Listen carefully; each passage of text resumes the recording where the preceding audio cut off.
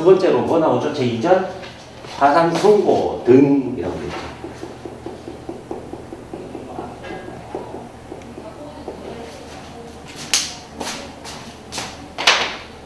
자, 제2절 들어가겠습니다. 1. 제305조 보통파산 원인입니다.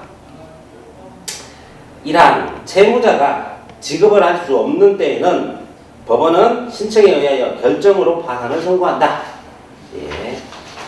신청받은 후에 파산 선고를 법원이 결정한다는 뜻입니다. 판결하는 게 아니라 결정합니다. 자, 그 다음 채무자가 지급을 정지한 때에는 지급을 할 수 없는 것으로 추정한다. 예. 이게 이제 지급을 할 수 없는 걸 추정한다는 뜻은 밝혀야 되는데, 스스로 밝혀야 되는데 이걸 다 일일이 확인을 못합니다. 그래서 일단 지급을 안 하고 있으면 할 수 없는 걸로 봅니다. 추정하되 반대의 증거가 나오면 그때는 파산 원인 사실이 있지 않구나라고 번복을 하게 되는 거죠. 네. 추정의 개념은 그런 뜻입니다. 일단 그렇게 보자. 네, 그런 걸로 보자. 이런 뜻입니다. 다음 2, 제306조입니다. 법인의 파산 원인. 1항, 제1항. 법인에 대하여는 그 부채의 총액이 자산의 총액을 초과하는 데에도 파산 선고를 할 수 있다. 부채가 자산을 초과하면 파산 선고할 수 있습니다. 제2항, 제1항의 규정은 한명회사 및 합자회사의 존립 중에는 적용하지 아니한다. 왜? 그러죠? 왜? 아까 앞에서 한명회사와 합자회사는 다르다 그랬죠? 무한 책임이기 때문에 여기에 회사의 무한 책임 사원들의 개인 자산까지 다 동원돼야 하므로 적용을 안 합니다. 나머지 회사는 책임이 유한이에요. 한계가 있어요. 그렇기 때문에 회사 자체, 법인 자체가 부채가 초과됐다는 게 확인되면 그냥 파산 선고를 합니다. 근데 한명회사 합자회사는 그 무한 책임 사원들의 재산까지 다 확인해야 하므로 다 이렇게 변제에 동원돼야 하므로 안 한다 이 뜻입니다. 일단 다 하고 그러고 오세요 이 뜻입니다. 그 다음 3입니다. 제307조 상속재산의 파산 원인. 네, 아까 앞에 얘기한 건데 똑같은 내용 또 나왔죠, 그죠? 네, 파산 원인 이렇게 있어야 한다 이런 뜻입니다. 4, 제308조 파산 신청 또는 선고 후의 상속. 자, 이것도 독특하죠. 파산 신청 또는 파산 선고가 있은 후에 상속이 개시된 때에는 파산 절차는 상속재산에 대하여 속행된다. 무슨 뜻인가요? 소급 적용된다는 겁니다. 아, 아닙니다. 자, 어떤 분이 연세가 있는 분 또는 젊은 분일 수도 있어요. 부채가 많아. 자기 자산은 도저히 안 되겠어. 파산 신청을 했어요. 파산 신청하면 심리를 하고 뭐 예납하기도 하고 심리하기도 하고 해서 파산 선고를 하는데 선고 전이든 선고 후이든 상관없이 신청했던 사람이 갑자기 사망하는 경우가 생겨요. 신청 후에 사망했을 때를 뜻하는 겁니다. 그게 신청 후에 상속이 개시될 때라는 뜻입니다. 상속 개시될 때라 하면 피상속인이 사망한 때입니다. 그럴 때는 이 파산 신청 자체를 상속재산 파산 신청으로 속행해서 계속 하자 이런 뜻입니다. 자, 근데 실무적으로는 안 합니다. 우리가 보면 안 합니다. 연결 안 시킵니다. 안 하고 새로 신청하세요. 그냥 이렇게 얘기하고 끝을 내버립니다. 왜냐하면 파산 신청은 당사자가 사망을 했을 때 그때 사망한 자에 대해서 면책의 의미가 없어요. 그러니까 면책을 할 이유가 없어요. 사망한 사람은 이미 면책된 거기 때문에. 왜냐하면 그 이제 사망한 사람한테 대해서 면책을 해주면 어떤 문제가 생기냐. 자동 상속이 돼야 되는 문제인데 재산만 상속되고 부채는 사라져버리는 거예요. 그죠? 상속에는 재산과 부채가 다 같이 가거든요. 그 문제가 발생하기 때문에 면책을 하지 않습니다. 그렇기 때문에 파산 절차 자체를 그냥 여기서 끝내버려요. 파산 선고를 했으면 그냥 폐지하고 고칠 내거나 청산하고 고칠 내거나 아니 파산 선고 안 했으면 그냥 기각시키고 이걸로 끝을 내고 상속 절차로 가서 상속을 포기하든지 한정상속을 받든지 아니면 상속재산에 대한 파산 신청을 하든지 하세요. 이러고 끝을 내요 그냥. 실제로는 속행 안 합니다. 이렇게 되면 아주 드물게 이런 결정이 나는 경우가 있긴 합니다. 근데 잘 안 합니다. 실제로 이런 결정을 한 적이 있긴 합니다. 네, 아주 드문 경우죠. 이제 파산 선고 후에 이제 면책 심리를 하다가 벌어질 때는 이렇게 할 수가 있겠죠. 할 필요가 좀 있을 수도 있겠죠, 그죠? 자, 그 다음에 중요한 부분입니다. 다섯 번째, 제309조 기각사유. 제1항 법원은 다음 각 호의 어느 하나에 해당하는 때에는 파산 신청을 기각할 수 있다. 제1호 신청인이 절차의 비용을 미리 납부하지 아니한 때 절차 비용을 내야만 법원은 항상 움직입니다. 제2호 법원의 회생 절차 또는 개인 회생 절차가 계속되어 있고 그 절차에 의함이 채권자 일반의 이익에 부합하는 때 법원 이 법률 자체가 그래서 회생 절차나 개인 회생 절차를 더 우선시한다 이런 뜻입니다. 그게 있으면 파산하지 말고 그거 해라. 그게 도저히 안 되면 그때 다시 파산 신청해서 와라. 예, 그렇습니다.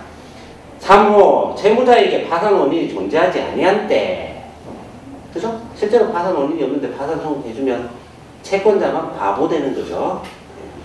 제4호 신청인이 조제 불명인 때 파산 신청해놓고 연락이 안 돼요. 어떡하겠어요? 답이 없죠. 제5호 그 밖에 신청이 성실하지 아니한 때, 자, 이거는 무슨 뜻이냐? 보정하라고 명령을 내렸는데 보정서를 안 내. 그런 것들 성실하지 아니할 때라고 합니다. 보통. 물론 그것만은 아닙니다만 어쨌든 제대로 소명이 안 될 때 적용합니다. 그다음 제2항 법원은 채무자에게 파산 원인이 존재하는 경우에도 파산 신청이 파산 절차의 남용에 해당한다고 인정되는 때에는 신문을 거쳐 파산 신청을 기각할 수 있다. 파산 원인 사실이 있긴 해요. 근데 파산 신청해서 파산 선고 받고 면책 결정 받고 또 한 1년 있다가 채무를 만들어서 또 파산 신청이 들어와요. 이런 경우를 남용이라고 봐요. 그래서 보통 법원은 파산 선고 후에 몇 년 내에는 잘 안 받아주고 이제 면책 부분에 가면 딱 나와 있어요. 규정이. 면책 받은 지 몇 년 내에 면책이 없다. 이렇게 나와 있긴 합니다. 이제 이걸 계속 여러 번 몇 년마다 계속하면 이걸 남용이라고 보기 때문에 이런 조항을 둔 겁니다. 예. 근데 실제로 뭐 파산 신청할 때 이렇게 되는 경우 잘 없습니다. 이거하고 저는 무관하게 벌어지죠. 왜냐하면 소명만 잘하면 되니까. 근데 이제 기간의 문제는 걸려요 항상. 그건 어쩔 수 없더라고요. 면책받지 못할 거면 파산을 못해 할 이유가 없다라고 볼 수 있습니다. 왜냐하면 개인이 파산만 선고받아서 얻는 이익은 별로 없어요. 면책 부분에 가서 다시 말씀드릴게요. 다음 6번째 갑니다. 제312조 파산 선고와 동시에 정하여야 하는 사항. 제1항에 보면 파산관제인을 선임하고 다음 각 호의 사항을 정하여야 한다라고 되어 있습니다. 그죠? 파산관제인 선임해야 됩니다. 파산 선고하면. 자, 그러나 파산 선고와 동시에 파산을 폐지할 때가 있습니다. 동시 폐지라고 하는데 그 경우에는 선임 안 합니다. 폐지시키면 파산관제인이 할 일이 끝났다는 뜻이거든요. 선고와 동시에 폐지하는데 선임할 이유는 없겠죠. 파산관제인을 선임하면 파산관제인 비용이 듭니다. 예, 돈 내야 됩니다. 자, 1호 채권신고의 기간. 예, 이 경우 그 기간은 파산 선고를 한 날로부터 2주 이상 3월 이어야 한다. 채권신고 기간을 정해야 됩니다. 2주 이상 3개월 이내로 잡아서 파산 선고 결정문에 적습니다. 다만 이때도 동시 폐지할 때는 없습니다.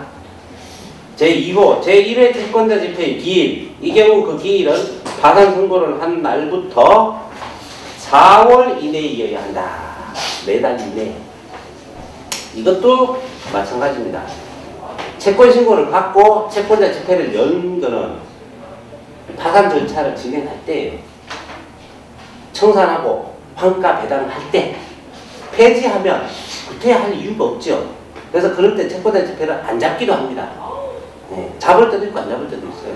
이제 법원이 동시 폐지할 때는 잘 안 잡는 편입니다. 네, 그 다음 제3호 채권조사의 기일. 자, 1주 이상 1월 이하지요. 신고기간 끝에서 1주 이상 1개월 이하의 기간으로 하는데 이것도 마찬가지입니다. 동시 폐지 시에는 할 필요가 없습니다. 그 다음 제2항, 제1항, 제2호 및 제3호의 규정에 의한 기일은 병합할 수 있다. 무슨 뜻일까요? 같은 날로 할 수 있다 이 뜻입니다. 같은 날, 같은 시간에 한꺼번에 할 수 있다. 예. 자, 7 갑니다. 제317조 파산 선고와 동시에 하는 파산 폐지. 바로 여기 나오네요. 제1항 법원은 파산 재단으로 파산 절차의 비용을 충당하기에 부족하다고 인정되는 때에는 파산 선고와 동시에 파산 폐지의 결정을 해야 한다. 어차피 비용 자체, 파산 관계의 세림에서 파산 절차를 진행하는 비용 자체가 없다 이겁니다. 부채거를 파산해서 청산하고 환가할 필요가 없다 이거죠. 그 환가하고 배당하는데 드는 돈이 더 든다 이 뜻입니다. 실제로 가진 재산보다. 들으면 할 필요가 없겠죠. 그럼 어떻게 된 거예요? 그냥 바로 폐지입니다. 그럼 바로 면책 절차로 들어갑니다. 바로 네. 면책. 바로 면책 절차 심리로 들어갑니다. 2항 제1항의 경우 법원은 파산 결정의 주문과 파산 폐지 결정의 주문 및 이유의 요지를 공고하여야 한다. 동시 폐지 시는 공고해야만 됩니다. 제3항 제1항의 규정에 의한 결정에 대하여는 즉시 항고를 할 수 있다. 예. 동시 폐지에 대해서는 즉시 항고가 가능합니다. 또는 동시 폐지를 안 하는 것에 대해서도 즉시 항고가 가능하다는 뜻입니다. 여기서는 뭐 동시 폐지에 대한 얘기죠. 그게 대한 즉시 항고를 할 수 있다는 거고요. 제4항, 제3항의 규정에 의한 즉시 항고는 집행정지의 효력이 없다. 이미 결정의 효력은 계속된다. 그냥 즉시 항고로 다툴 뿐이다. 제5항, 제1항의 규정에 의한 파산 폐지 결정의 취소가 확정된 때에는 앞에 쪽을 다시 규정을 준용한다. 이렇게 되어 있습니다. 그 내용이 뭔지는 별로 중요하지 않아서 냅뒀습니다. 자, 그 다음 이제 제3절 법률행위에 관한 파산의 효력. 요거 이제 실무적으로 벌어질 때 이제 일어나는 일인데, 그래서 간단하게 그냥 적어놨어요. 보시면 첫 번째 쌍방미이행 쌍무계약. 회생절차할 때 제가 잠깐 말씀드렸습니다. 쌍방미이행 쌍무계약은 두 사람 사이에 서로 주고받는 거를 한꺼번에 계약할 때가 일반적이에요. 그죠? 내가 그냥 일반적으로 뭘 주기만 하는 계약은 잘 없어요, 실제로. 내가 뭘 주는 대신 상대방이 뭐 대가를 주는 게 일반적인 계약인데, 그게 이제 둘 다 끝나지 않았을 때를 쌍방미이행이라고 합니다. 이행이 안 됐다. 그런 쌍무계약에 대해서는 회생절차에서 말씀드린 것처럼 똑같이 취소할 수도 있고, 즉 해지할 수도 있고, 아니면 내가 할 거를 하고 이행하고 상대방한테 이행하시오라고 청구할 수도 있습니다. 둘 중에 선택할 수 있다 이 뜻입니다. 그 다음에 이제 손해배상. 이렇게 쌍방미이행 쌍무계약을 맺었는데 해지를 어떻게 해요? 상대방이 볼 때는 내가 이익을 누릴 수 있었는데 이익을 못 얻는 경우가 생길 수 있죠. 그 손해에 대해서는 배상해야 됩니다. 손해배상에 대한 채권이 문제가 되실 때가 있어요. 해지에 의한 손해가 발생할 수 있습니다. 그 다음 임대차 계약. 임대차 계약은 이런 식입니다. 자, 임차인이 파산의 경우에 그 임차를 그만하고 싶다. 할 수 있어요. 쌍방미이행 쌍무계약 개념으로 봐서 그만하고 짐 빼고 보증금 돌려주세요. 할 수 있어요. 그 보증금 돌려줘야 돼요. 어느 정도로 딱 한 달과 두 달 차임만 빼고는 돌려줘야 됩니다. 근데 이제 임대인이 파산 들어갔어요. 그때는 임차인한테 그러면 계약 해지하고 돌려줄 테니까 나가. 될까요? 안 됩니다. 그건 안 됩니다. 그럼 왜냐? 임대차 보호법이 있어서 그렇습니다. 주택이나 상가 임대차 보호법에 의해서 보호받는 기간을 보장해야 하기 때문입니다. 그 하나 여쭤볼게요. 농지나 이런 전답 뭐 이런 것도 상가 임대차 보호 포함될까요? 안 됩니다. 아, 그거는 보호받을 길이 없는 거예요? 네. 네. 자, 그 다음에 제4절 갑니다. 법인의 이사 등의 책임. 법인 파산의 경우의 문제입니다. 보전처분이라 하면 법인의 이사 등의 책임이 있는 걸로 보인다. 그러면 사전처분으로 법인 이사들의 재산에 동결시킨다는 거예요. 이걸 보전처분이라고 해요. 가처분을 합니다. 보전처분 명령. 그러면서 책임이 얼만큼 있는지 금액으로 확정하기 위해서 조사확정재판을 열기도 하고요. 그 조사확정재판에 이의가 있으면, 결과에 이의가 있으면 민사적으로 소송인 이의의 소를 제기하면 됩니다. 네. 이 채무자 회생 및 파산에 관한 법률의 이런 조사확정재판은 단독인 민사재판이 아니에요. 간이 절차 재판입니다. 그래서 여기에 이의가 있으면 항상 일반 민사소송을 제기할 수 있게 되어 있어요. 그때부터 이제 1심이 시작되는 거예요. 조사확정재판이 되면 신청이 들어오면 사건 번호가 부여되는데 회생 사건은 회화이라고 하고 개인회생 사건은 개화이라고 하고 파산 사건은 하화이라고 합니다. 예, 이름이 그렇게 붙어요. 파산은 하 사건이고 하 사건이고 개인회생 사건은 개회 사건이고 회생처차 사건은 회 사건이에요. 회. 그렇기 때문에 그 조사학생 재판은 다 확자가 붙은대요. 개회학이 아니라 그냥 개화이에요. 개회, 개화 그렇게 됩니다. 그 다음에 이제 합의 분야, 단독 분야에 따르면 구분이 또 되겠죠. 합, 단, 합, 단 이렇게 구분돼요. 개회는 합의부가 없습니다. 그래서 개회밖에 없습니다.